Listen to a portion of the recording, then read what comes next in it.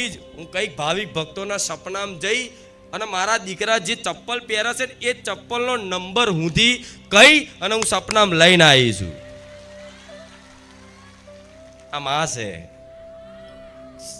છે ઘણા એવા અનુભવ હશે, હમણાં લેવડાવીશ અનુભવ.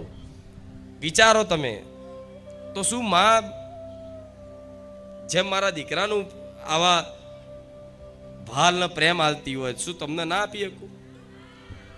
પણ તમે સ્વીકારો તો, માં તરીકે સ્વીકારો તો. હું સત્ય કહીશ, મારો વાલ ને મારો પ્રેમ એવો અલૌકિક છે કે એક વખત અનુભવ થઈ ગયા પછી તો શું કહું. હું જ્યાં જઈશ ને ત્યાં તમે મારી પાછળ આવશો. મારા દીકરાને બહારથી કપડાં લાવવાની જરૂર નહીં પડતી, હું કપડાં કોકના સપનામાં જઈને લઈ આવું છું.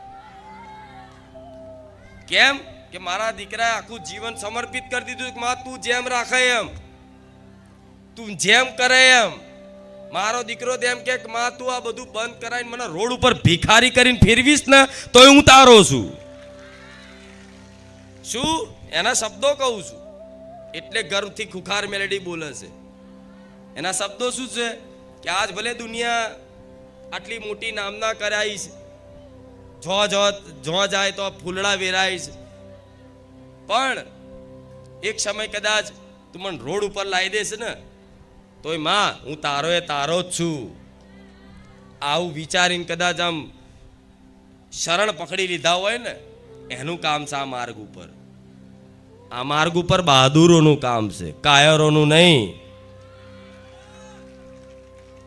જે પોતાની કુળદેવી માટે, પોતાની માં માટે, ભગવાન માટે જિંદગી દાવ ઉપર મૂકી દે